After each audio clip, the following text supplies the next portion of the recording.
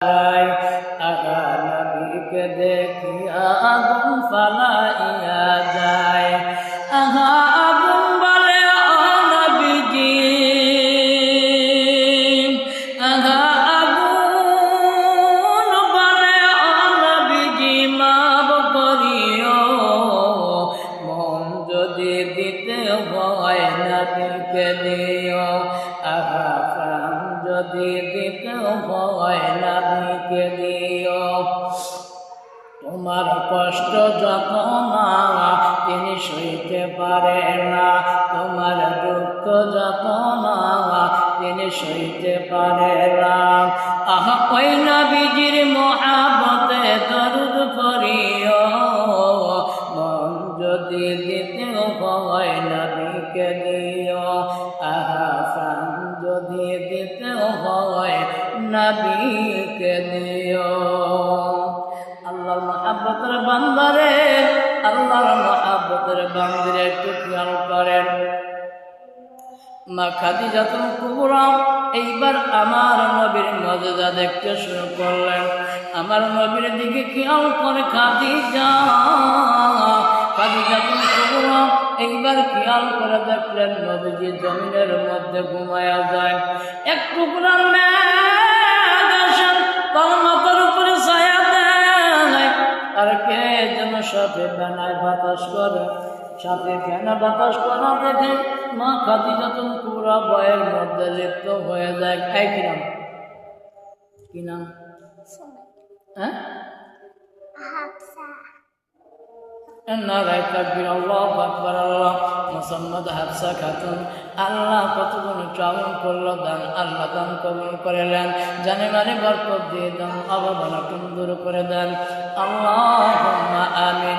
ওরে আমার সম্মানিত মা বোনেরা মন দিয়ে শোনেন, নবীকে খাদিজাতুল কুবরা কত মহাব্বত করলেন জান এবং মাল দিয়া। আল্লাহ রাব্বুল আলামিনের নবী জমিনে ঘুমায়া যায়। আল্লাহ জিবরিল সামনে ফেনা করে যখন নবীজিকে বাতাস করতেছিল, মাগো মা খাদিজাতুল কুবরা চিন্তার মধ্যে পড়ে গেলেন। ওখানে কেউ নাই, সালফাল আছে কি না? মা খাদিজাতুল কুবরা এইবার সর্বকে মারার জন্য আশা হাতের মধ্যে লয়া জমিনের দিকে চলতে শুরু করে দিল। ও মা,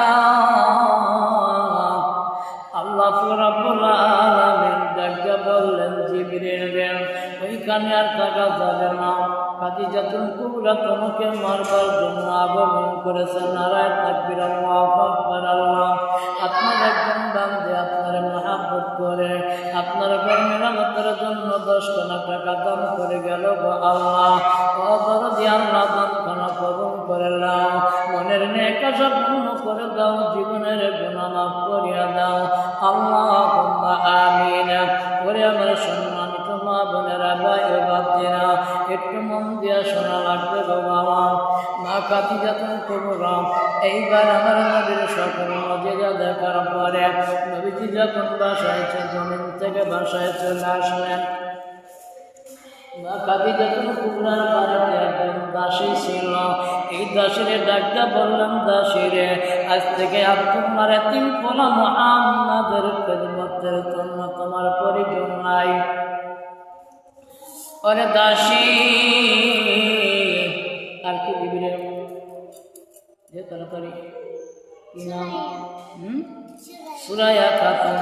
আল্লাহ যে কতগুলো চাউল আর 10 টাকা দান করলো সুরাইয়া খাতুন, আল্লাহ দান কবুল করে দেন, মনের নেক আশা পূর্ণ করে দেন, জীবনের গুনাহ মাফ করে দেন। আল্লাহ সুরাইয়া খাতুনের বংশ থেকে যারা অন্ধকার কবরে চলে গেল, কবরগুলো জান্নাতের টুকরা বানায় দেন। আল্লাহ ইয়াউমাল কিয়ামত পর্যন্ত ওই কবরবাসীদেরকে আর কবরে কান্দায় না। আল্লাহুম্মা আমিন। ওরে আমার সম্মানিত মা বোনেরা, একটু মন দিয়ে শোনেন গো বাবা। আল্লাহ রাব্বুল আলামিনের বান্দা, নারে তাকবীর, আল্লাহু আকবার। আল্লাহ মুআম্মরুহুম রাইজ।